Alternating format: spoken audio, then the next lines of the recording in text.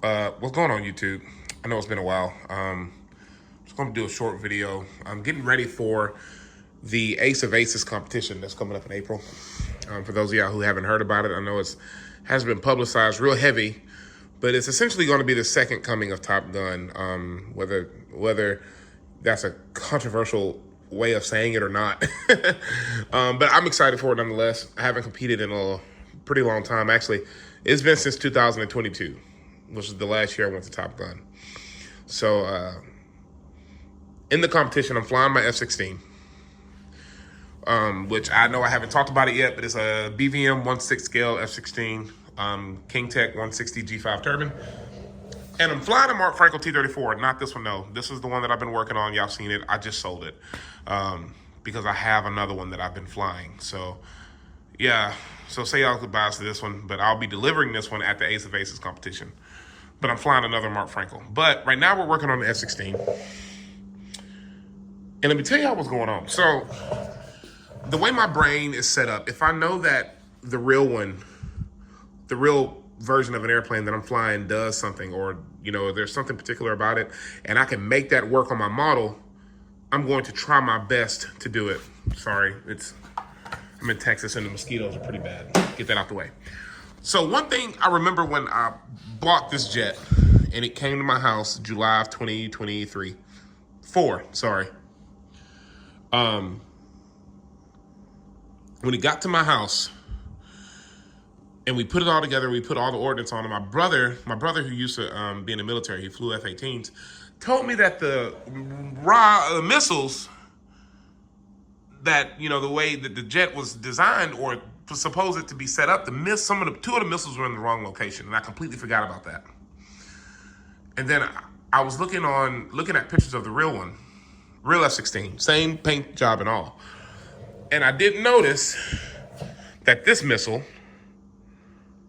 on the real one was much longer, and it looked identical to this one, which the way BVM has it set up, they have it on this pylon here that goes under the wing.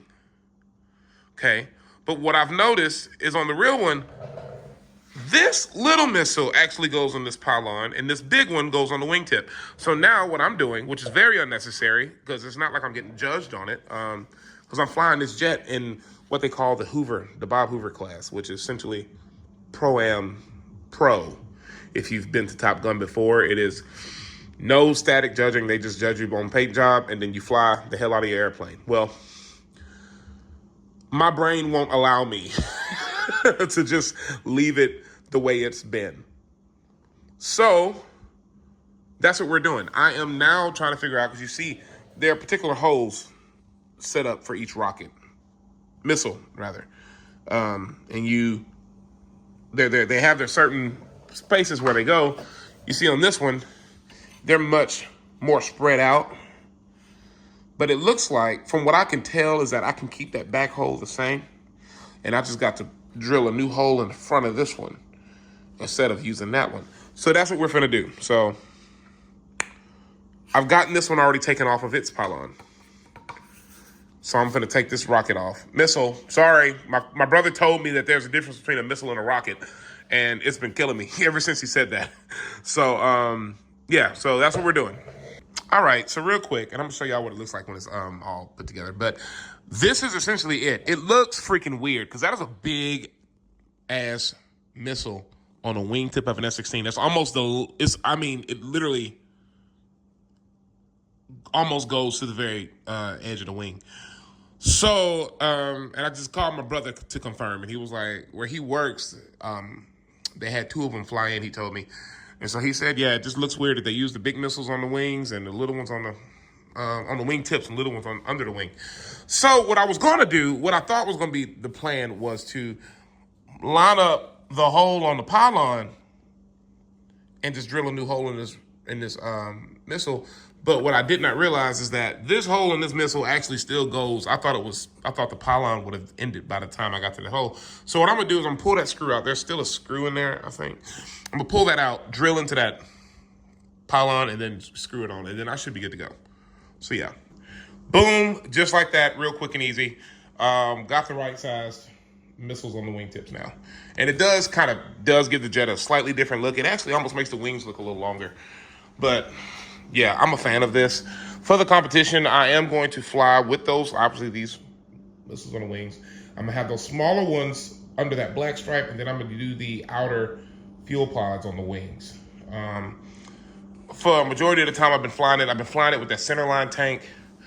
But as y'all know, the F-16 has landing gear that will have a tendency to squat, and BVM sends you some upgraded springs to keep the landing gear from squatting.